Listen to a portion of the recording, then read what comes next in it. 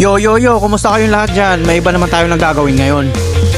Hulaan nyo kung saan ako pupunta, naka-jacket na naka-wits pa. Kung titignan mo yung pormahan, parang lalaban ng boxing. Hindi, ako ay magja-jogging. Sa sobrang busy ko kasi nakalimutan ko lang magpapawi sa katawan. Angit yun pag ganun, lalo na't kami nasa loob ng aircon lagi. Bago tayo lalakay, kailangan muna tayo magunat-unat. Mahirap na, baka mamaya sa daan ay biglang mag-collapse. Sa probinsya, ang daming pwedeng gawin para lang makapag-exercise. Pero sa mga OFW katulad ko, sa sobrang busy namin, bira na lang namin ito nagagawa. Pagka uminit na ang makina, tayo ay lalarga na.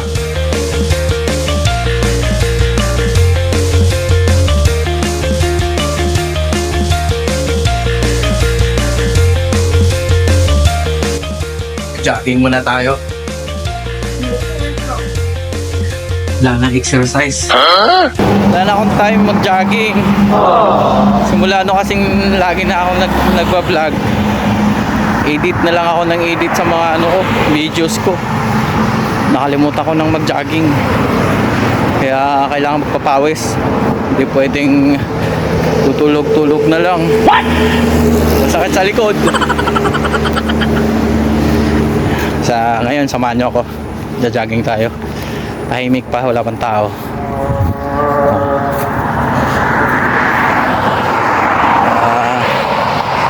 Samahan nyo ako. Tara.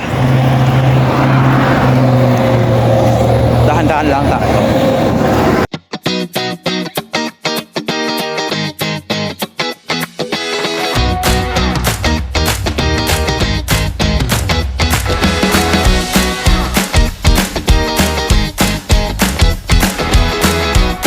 Lalaban ng marathon sa Olympics yan. What?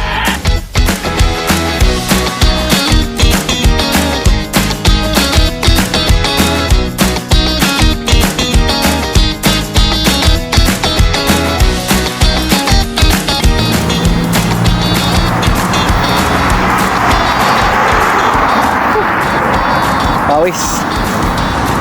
Jogging pa more. Sarap sa katawan.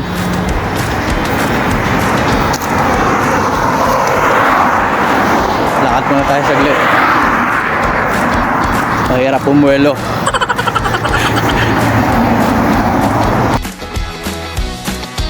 Nainibago ako sa pagtakbo, kaya mahabang lakad to. Sa totoo lang, nakapagpapawis lang kami dito kapag may sinalihan kaming paligang basketball.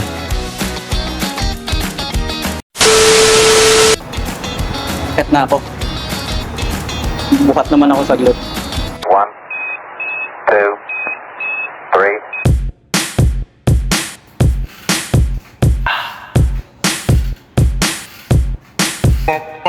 Ito naman ang lagi kong ginagawa after ko mag-jogging.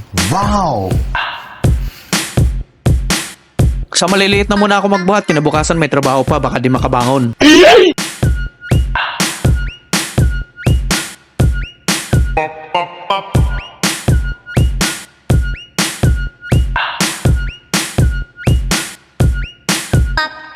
Kahit maliit lang to, sa 3 set mong binubuhat, bumibigat siya.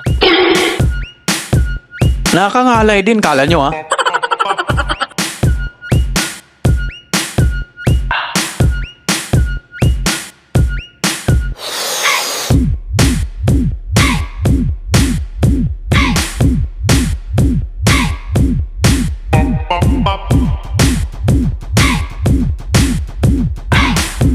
Para hindi ko na maiangat yung kaliwang kamay ko.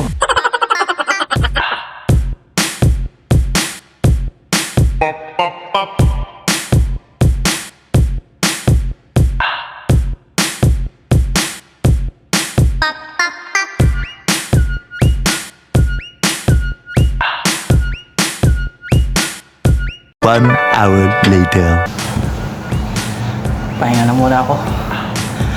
Nakapagod pala.